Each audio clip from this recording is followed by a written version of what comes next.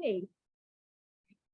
Okay, recording is on? Yes, I think it's fine. Yes, it is on now. It's on let now. me see. Yes, I think it's being recorded. Yeah, it's being recorded. Go ahead. Fine. I'm sorry the introduction was not there, but anyway, go ahead. It's okay. Absolutely fine. Hi, everyone. Thank you so much again for being here today. And thank you so much, Zahia and Hatun, for organizing this event. Also, thank you, Zahia, for the very kind and generous introduction. So today I want to talk, sorry, let me just get, okay, yes, and to change the slides. Do I? Just tell me when you want to turn the slide to the next. Sorry about that. Shall I move to the next? Yes. No, it's fine. Yeah, it's fine. Thank you. So today I want to talk about Mahsa Amini protests as a moment where Iranian female subjects are being effectively unmade and remade. So I'm thinking today about the relation between subjectivity, affect, and space, and how this relation is mediated through the images of protests that have circulated online.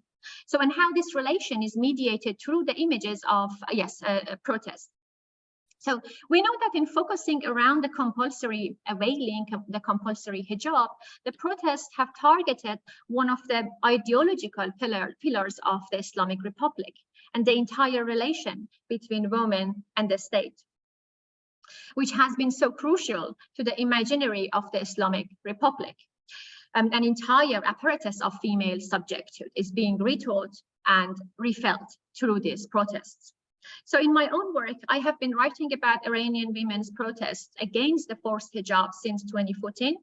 The campaigns and mobilizations on social media against the compulsory hijab have been very different in some ways from the Mahsa Amini protests. They've been a smaller scale protest of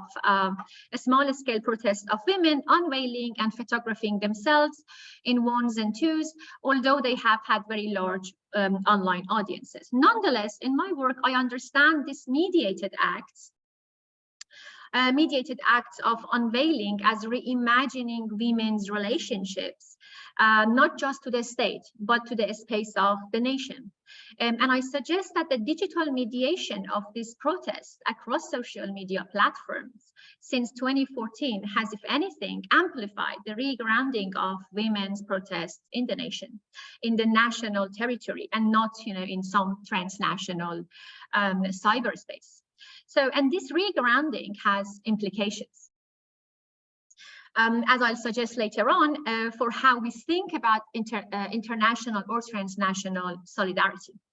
In the past decade, one of the obstacles to solidarity with protests against the forced hijab or compulsory hijab in Iran has been the suspicion, if you like, the suspicion, a sometimes justified suspicion, that these campaigns in some way have been co-opted from outside by Western interventionist agendas. So these campaigns often get associated with the indiscriminate, let's say, Western-led and US-led economic sanctions, which have targeted, no, sorry, could you just go back to the, yes, yeah. Still we're on the slide, yeah, the first slide, yes. Sorry about this, yeah. Yes, sorry. So these campaigns, they get associated with the indiscriminate Western-led and US-led economic sanctions, which have targeted the population, especially since 2010. So the perceived linkage between mobilizations against the forced hijab and Western agendas has often led to the reassertion of a narrow nationalism in reaction among ordinary people and not just at the level of the state. So I've been working on how we might reimagine both national and international terrains as terrains of solidarity. So today I'm looking at Iranian women's protests as affective and emotional practices that make a claim to both physical and also digital spaces. So I'm thinking about affect in quite a fluid way here, sometimes as highly discursive, equating to the term emotion, and at other times as closer to the Deleuzian sense of affect as intensity or energy. So I start from the notion of the forced hijab, forced veiling, as being itself a form of territoriality or practice of spatial control, through which the Iranian state exercises power over women's bodies. And I'm thinking about Iranian women's resistance to this imposition by the state as a declaration of the autonomy of their bodily territories. A declaration which has deep implications for how the territory of the nation is imagined and produced. So if we could move on to the next slide. Yes, thank you. So in theorizing the relation between territory, subjecthood, and affect, I drew on the Deleuzian terms deterritorialization and reterritorialization. In the academic and activist discussion of the Iran protests, the focus has often been on processes of revolutionary becoming, or what we can think of as the deterritorialization of existing subject positions. By this, we mean the dismantling or unmaking of subjects and the unmaking of the forms of regulation and frameworks of meaning which constitute subjects. So we see this focus on unmaking in mediations of the protest as overcoming social and political barriers, in images of women challenging the claim of the state over their bodies, and the breaking down of some of the social divides separating protesters, like, you know, the barriers of gender, ethnicity, confession, and class. Digital media, especially social media, has been seen as central to breaking down these barriers in inspiring and connecting protests across dozens of towns and cities in Iran. We have seen how social media has both amplified and disseminated effects of grief and anger over Mahsa's death. Her name on her official ID card was Mahsa, but family and friends called her Jina, a Kurdish name. So within a couple of days of her funeral, protests had spread across Iran. Social media enabled millions of people who never knew Mahsa to participate in this, in collective mourning.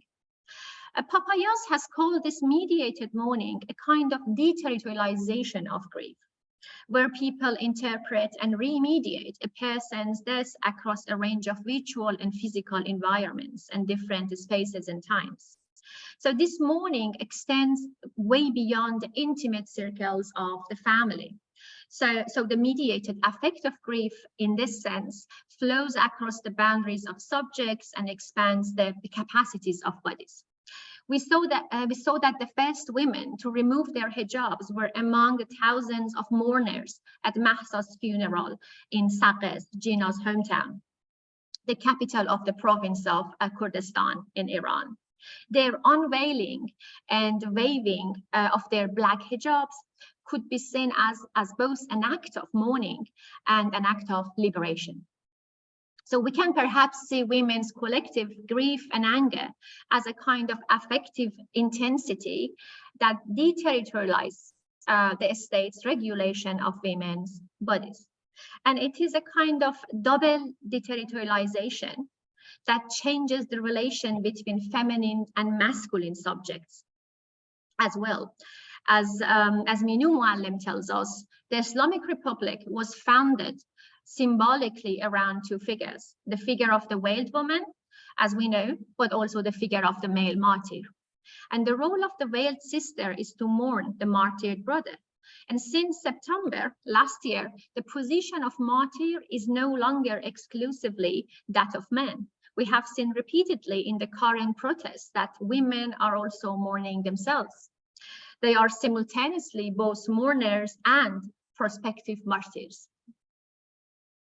To quote a feminist protest banner from October, which I will show later on, actually, one of us will be next, is just one example. So across digital and physical spaces during this protest, through this deterritorializing effects of grief and mourning, we have seen a process of dismantling of conventional identities and forms of belonging, which the state uses to regulate subjects and attach them to its social political order.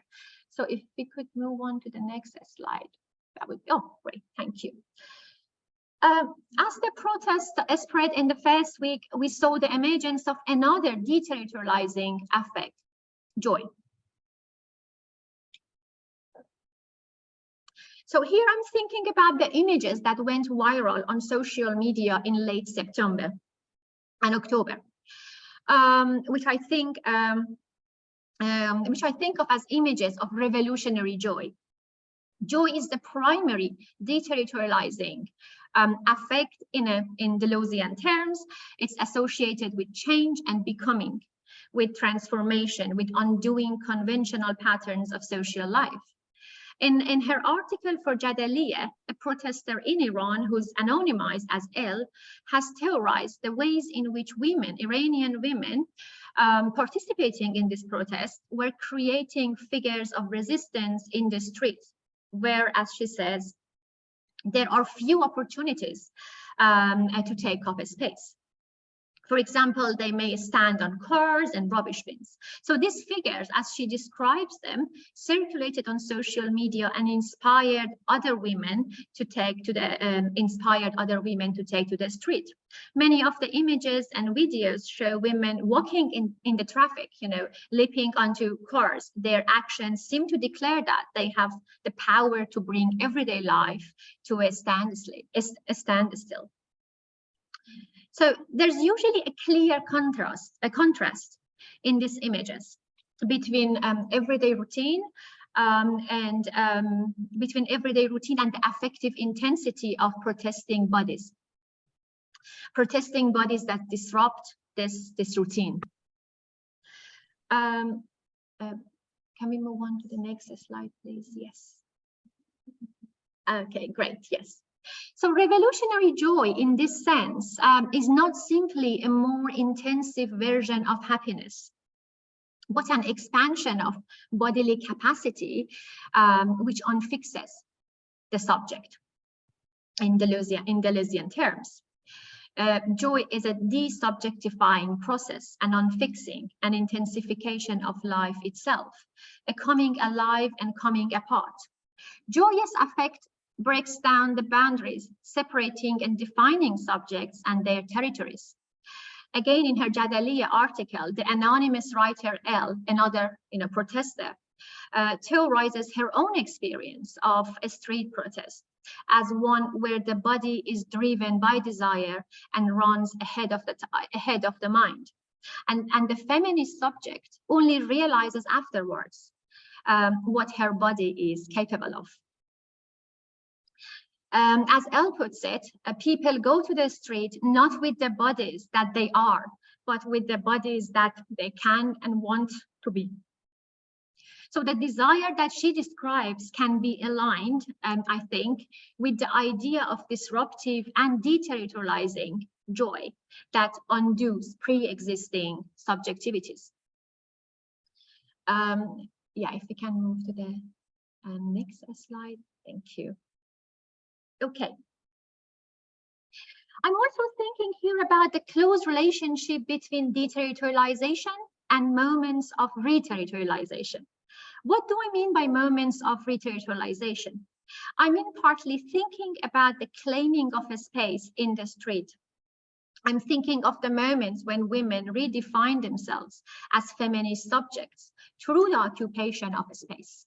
So let's think of the viral videos and images from Sari, a city in northern Iran. On 21st September, in the first week of the protests, this young woman, as you can see, is it the, oh no, it's not in the, yes. So this young woman throwing her hijab into the fire. That's the image on the left. So this woman throwing her hijab into the fire and then dancing around the circle of people.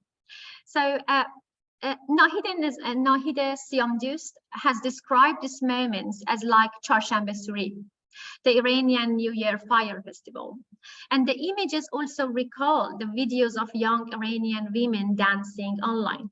So in one sense, I think this is a joyous celebration of the body freeing itself from patriarchal restrictions. But simultaneously, I suggest this involves the making of territory. So I was thinking of the famous quotation from Deleuze and Guattari, in which they talk about the creation of subjects and territory through ritual and repeated actions, or what they call refrains. They are describing how repeated actions like walking in a circle or chanting or singing are creative acts that bring territories and words into being.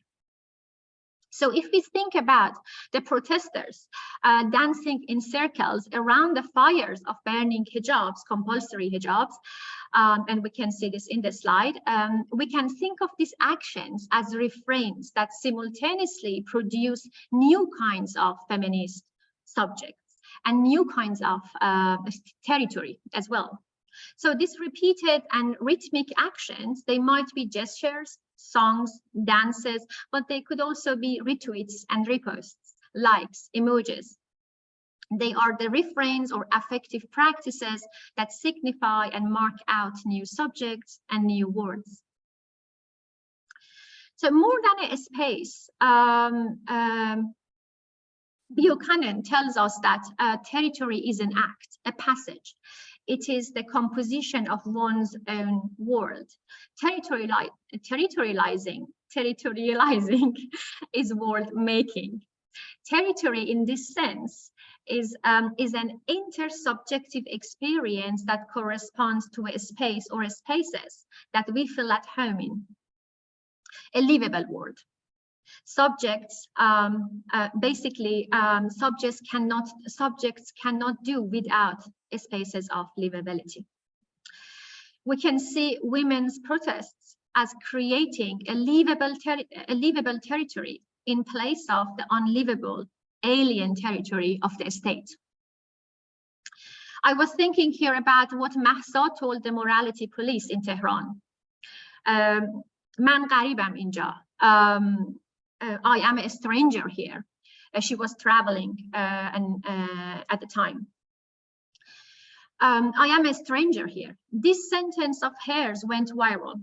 Mahsa meant that she was from Saqes in the province of Kurdistan, but when Iranians, especially women, repost her statement, they are mediating that they feel like strangers in their own land. They are highlighting the unlivable conditions for women in the Islamic Republic. So I'm looking at feminist practices of territoriality as involving the imagining of livable worlds. If can we move on to the next slide? Yes. I don't know if we could. Okay. So I'm thinking also about another moment of feminist territoriality here. It's a viral video from early in the protests. You can see a crowd of mainly young women and men feeling the middle of this, the middle of this. Yeah, if we can actually. Oh, yes, it's playing. We can't hear it, but it's okay. Yeah, it's fine. So you can see a crowd of mainly young women, and women are chanting. Older people, many of them men, watch from the sidewalks, mediating their sympathy and support. But they're also cautious about joining in, such a physically risky protest. A shout rings out from a young woman, "Bia vasat agha," come to the middleman. I think that's the protester that you can see in the video. Come to the middleman. To me, this mediates women's quite accurate assumption that for once they are at the center of political space, and it is up to them who they invite to join them there. The street becomes in this moment a feminist-defined space of solidarity, where the occupation of a space involves the creation of the kind of subject who feels at home. And the young woman wants to invite other subjects to share this disruptive sense of homeliness. So thinking about feminist solidarity, I place more emphasis here not on affect as pre-linguistic intensity, but as having to do with the intentional creation of solidaristic and maybe joyful feeling as part of the creation of a space of survival or livability. I'm thinking here of the work of feminist scholar Catherine Knight-Steele. She has theorized at the creation of joy by Black subjects in online spaces as a conscious and intentional acts of resistance, as signifying practices which also demarcate a space of livability. And can we just go to the next slide? Oh, just a second. It went to the video. Wait. I'm happy that we could manage to actually. Oh. Yeah, she's shouting at. Yeah. Do you want me to repeat it? Oh no. I mean, can we move on? To okay. Oh yes, actually, actually the next one. Sorry, yes. Oh, this one. Oh. Okay. I'm back. I think the one after this, perhaps. Oh yes. Okay. Thank you so much. Yes, that's great. Yeah. We could ask the question: why not talk about the creation of feminist space rather than territory? If we associate territory with borders, we might think that feminist space doesn't have borders, that it is an open space, as Rose tells us.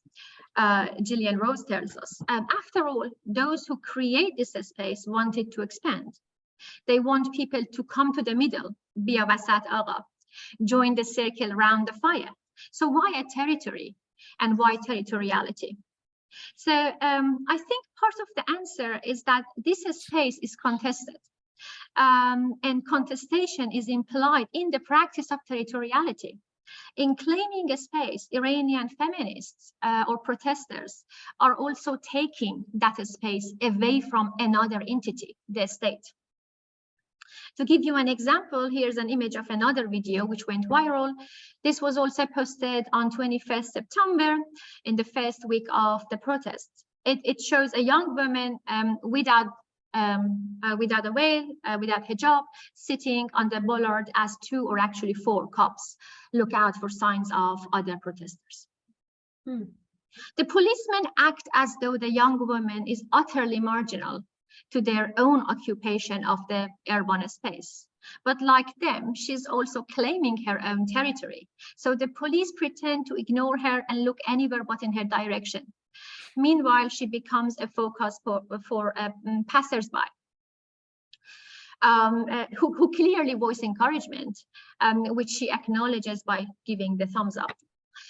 She and not the police officers, I suggest, has shaped the meaning of that shared space. Her mediated action becomes, again, an act of feminist territoriality. The woman has staged an encounter between 2 binary territorialities, women and the state. Effectively, feminist territoriality works not only through occupying and being the middle, but defending and expanding this occupation. So I would align this feminist territoriality with what Sara Ahmed calls feminist edge.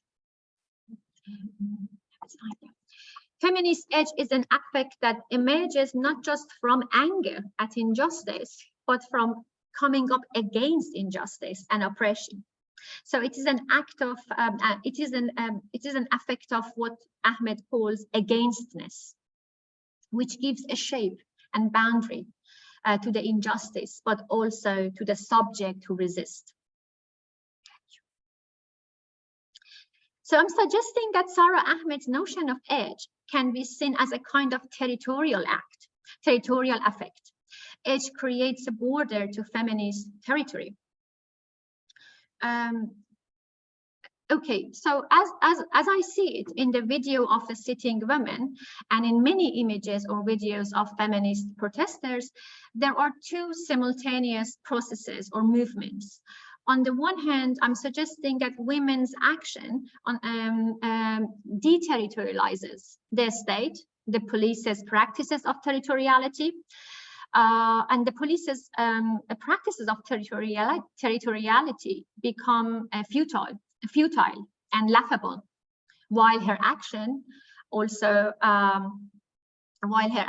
basically re-territorializes women as collective subject.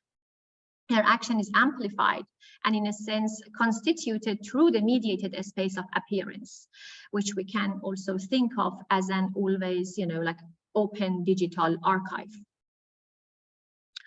And I'm thinking of Mirzoev, who tells us that so long as we can access this record in the digital archive, so long as it's viewed and reposted, this moment in which the Iranian female subject reimagines herself and her relation to the state remains open as a potentiality. The subject is always potentially becoming, always information. I think this helps to explain the resonance for the current protest of the image of Vida Mowahed. Can we move to the, sorry, if we can move to the next slide, that would be great. Yes, that's the one. So I think this helps, yes. The image of Vida Mowahed, one of the girls of Enqilab Street, went viral and made her famous. So she did this in 2017, December 2017. Her action only lasted a few minutes, but when we see her image in the archive, her action becomes part of our present again.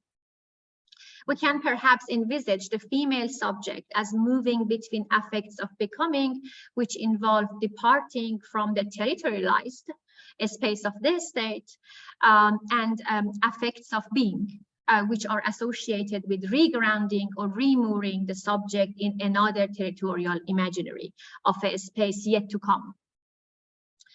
I think,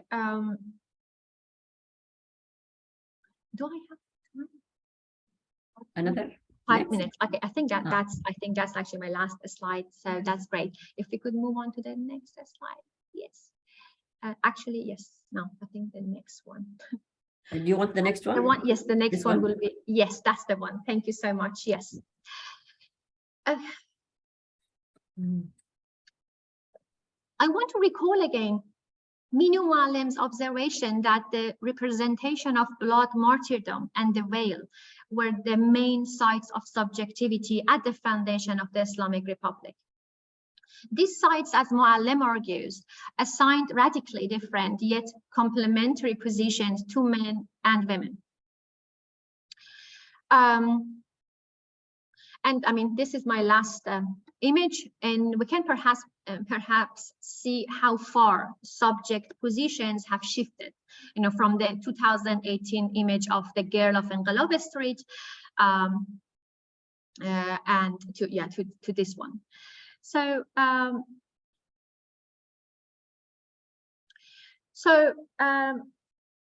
okay, so I've talked about the, I talked about re-territorialization as involving, both claims to a space and forms of subjecthood and belonging. So in this final section, I want to be a bit more specific about what this re-subjectification may involve and what kind of territoriality may be enacted.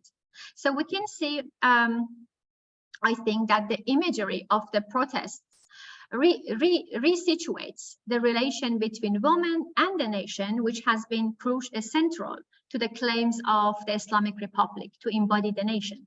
So I put up an earlier image. Sorry, do you mind going back to the yes, this one? Thank you. So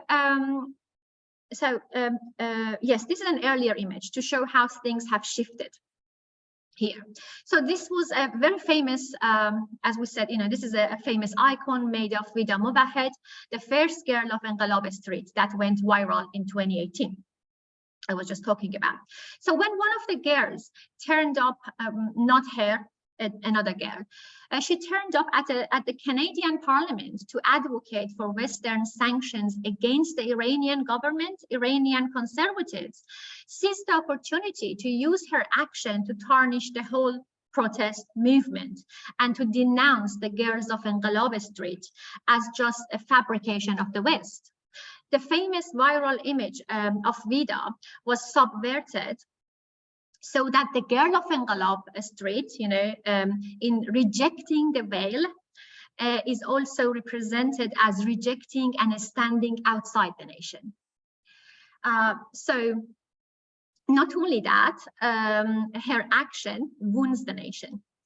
The nation bleeds here, as you can see. So this repeats a favorite, trope of the state, that those women who reject the compulsory hijab place themselves outside the nation.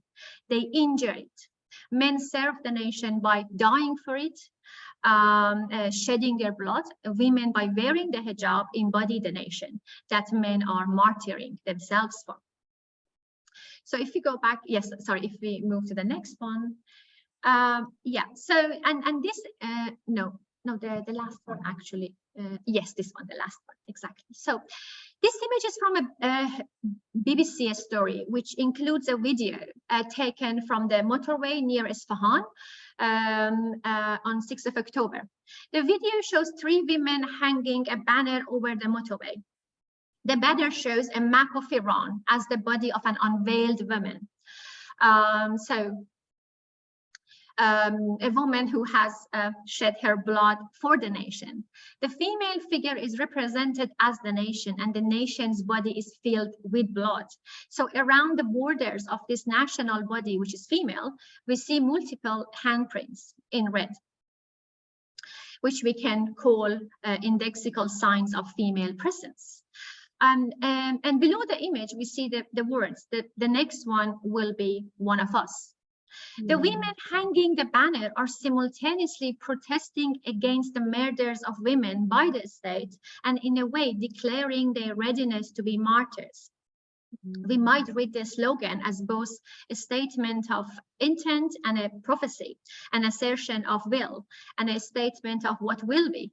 Women are enacting their territorial claim to the nation through the shedding of their blood, through exposing themselves to the violence of the state. In doing so, I suggest they are re-territorializing themselves and the space they inhabit. They represent themselves as subjects who play an active and equal role in the nation and will not be placed outside of it. I have one more paragraph. I have one. That's great. So sorry about that. In conclusion, I would suggest that in regrounding themselves in a national space, women are also producing that space. And at the same time, they are producing themselves as feminist subjects. And that has, as I said, implications for how we think about building transnational solidarity. So the most famous campaign against the forced hijab up to now, My Still See Freedom in similar campaigns, was often criticized for imposing a Western-centric narrative from outside. And the criticism was that in unveiling, on a diaspora and social media platform, Iranian women were reenacting the old Orientalist trajectory from backwardness towards Western modernity. And in my work, I was interested in how the reactions against external interventions often took the form of a defense of a nativist authenticity. And I think about the task of solidarity as involving the contestation of both these narratives. So, or as helping to unfold women's claims to both national and international trends through reimagining, reinscribing, and bringing these trends into dialogue as complementary spaces of a struggle, affecting each other through mutual critique. And I'm not attempting to provide a fixed definition for the forms of political consciousness that are still, taking place. I'm just suggesting what we already begin to see is a dialogue process of solidarity, where there has been significant reclamation of both national and international trains from the narratives which have dominated these trains for so long. Thank you so much. I just realized that I was looking actually at my Zoom rather than you.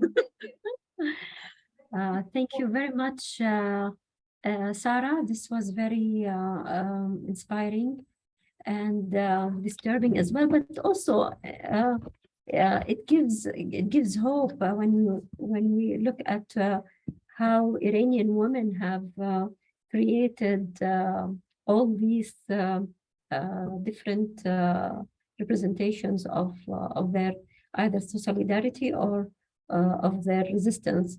I was stopped by the imagery of the space and how the feminist space is being created by women, and how they are standing not moving from the space that they have created. It's the public space is always been and is always the issue in such societies, and I'm of course reflecting that on our society in Saudi Arabia. And I feel that there are many things that interchange or interact.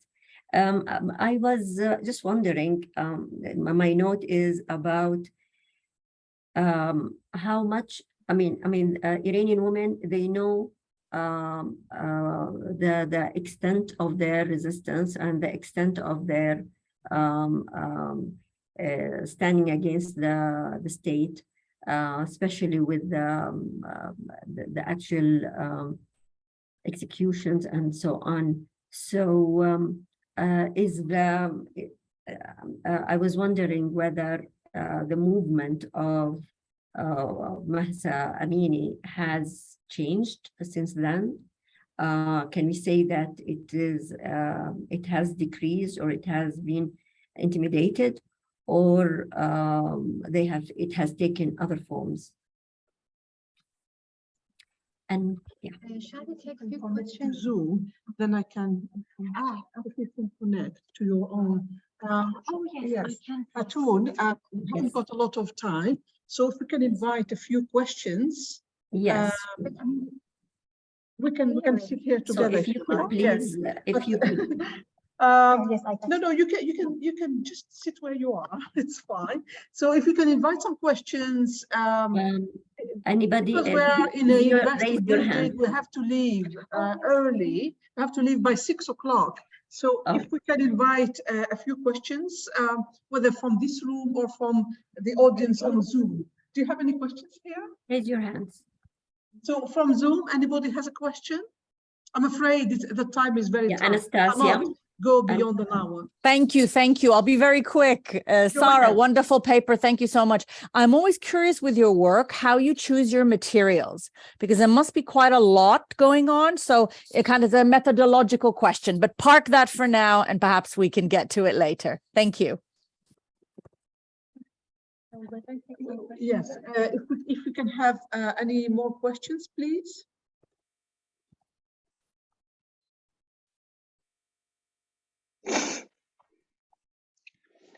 If not, then maybe you can answer Hatun's question. There is one question. Go ahead.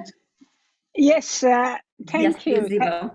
Yeah. First of all, thank you, Ziba, Professor Ziba Mir Husseini, for joining us. This is really a great honor. My pleasure. Yes, indeed. Yeah. So, and I'm sure that Sara is very lucky to have you on board. Please, Ziba, go ahead. No, first I must say that I'm so impressed by the young generation of Iranian scholars, especially women scholars. They no longer have the baggage of the previous generation that I was a part, so it is actually extremely inspiring to hear them. Sara, I really liked your paper, and my question has to do with the history, because this mass movement did not happen overnight. There were so many important moments, and for me, one of those important moments were the 2009 Green Movement. Have you ever thought of comparing the images between these two? Because in that time, women were actually, in my mind, it was the first time that they were out. But hijab was a red zone. There was nobody would really even talk about it in 2009. And it is only after 2000 that we see that it has been broken, and also no longer it is a taboo. So I wonder if you're thinking that, looking at the progression of this movement and the different articulations that it has at different time. I am interested in politics. So with the larger politics of Iran, and I see this as part of that. Thank you. Thank you so much. Okay, so let's just start with, if that's okay, with this last question about comparing Green Movement 2009 Green Movement with what's been happening now. Oh yes, sorry. So can you hear me? Okay, yeah. Yes. Yes, absolutely. I agree with you that this is. I mean, this is not the first time actually that we're seeing this, widespread protests across different cities in Iran. But I think what was different this time is this intersectional aspect of it. I would call this a feminist revolution, because I mean, it is very intersectional. So it brings, it's about class, it's about ethnicity, it's about gender, it's about, it's bringing different, forms of, different minorities together. So in that sense, I would say, 2009, in 2010, it wasn't really the case. It was mainly middle class people who were protesting, I would say.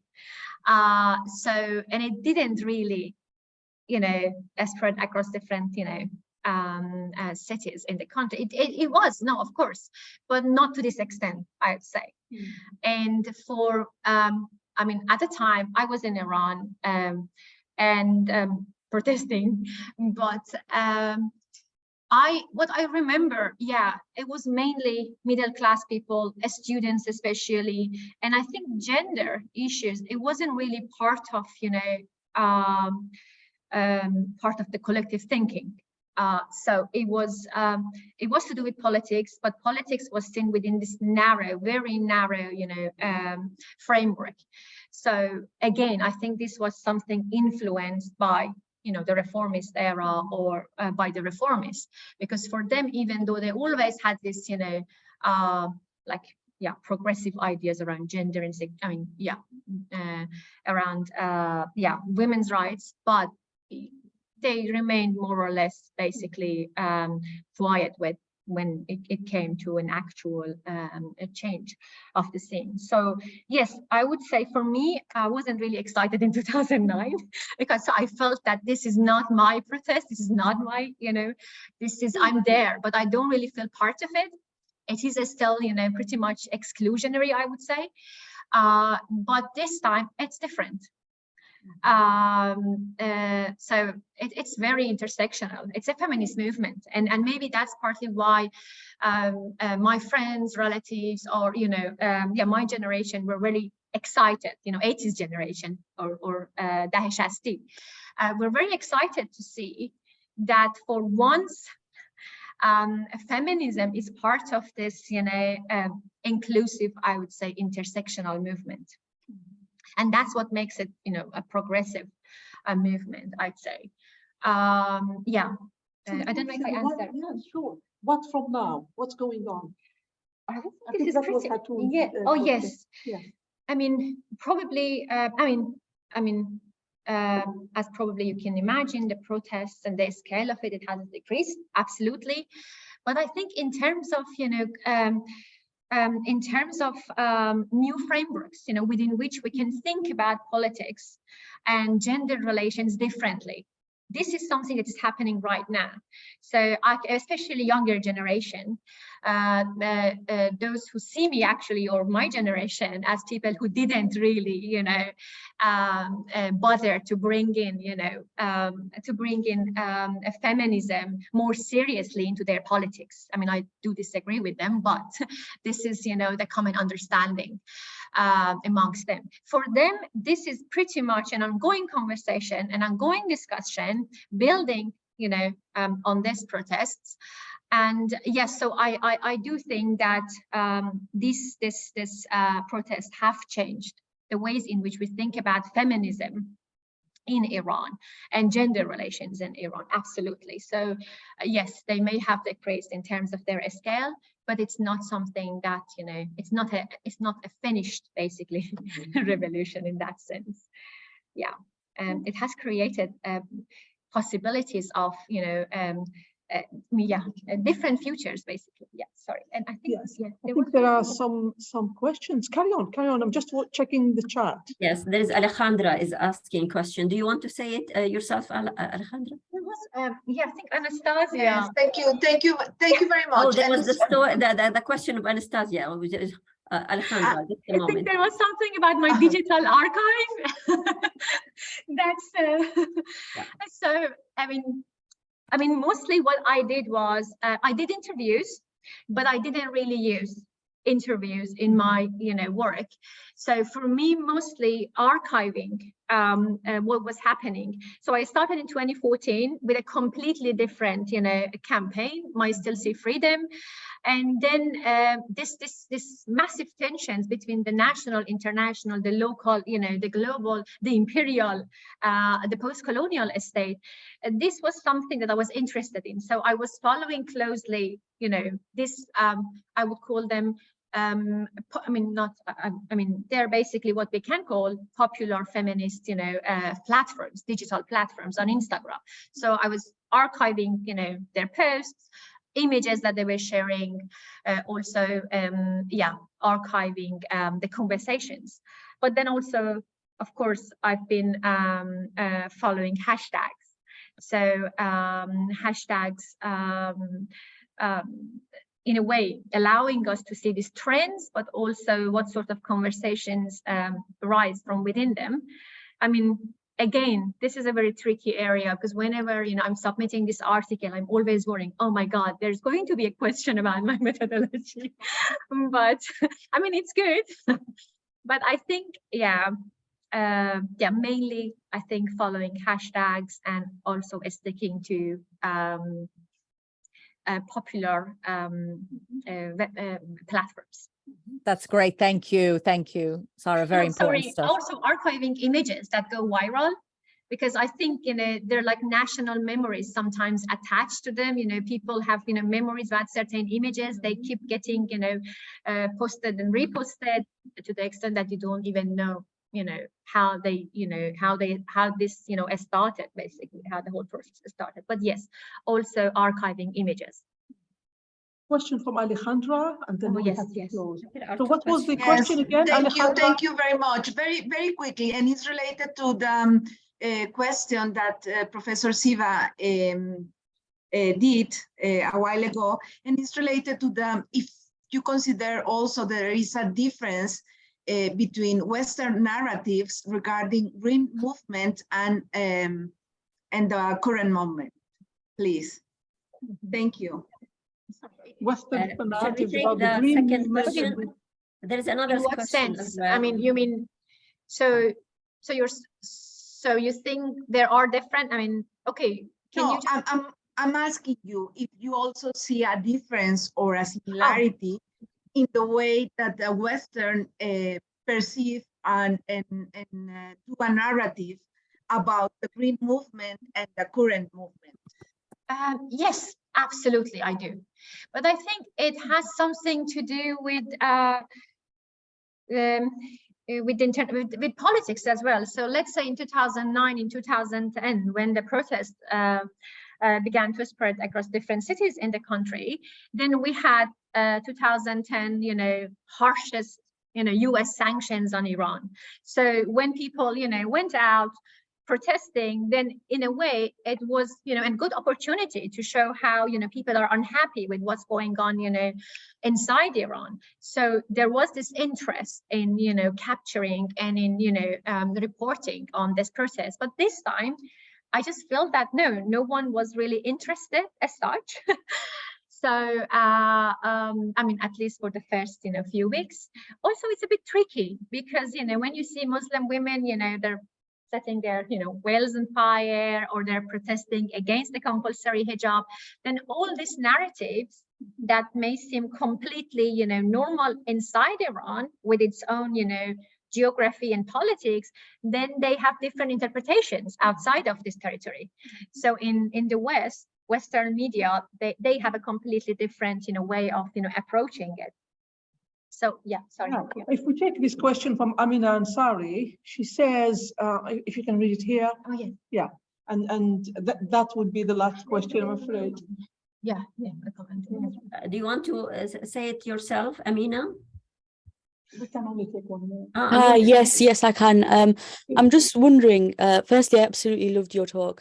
So thank you very much. I'm just wondering what the role is in this intersectionality, in the creation of this new kind of feminist territory as a stance against patriarchy, what the role is of hijab wearing women who choose to do so out of autonomy. Are they part of this territory? Are they outside the territory?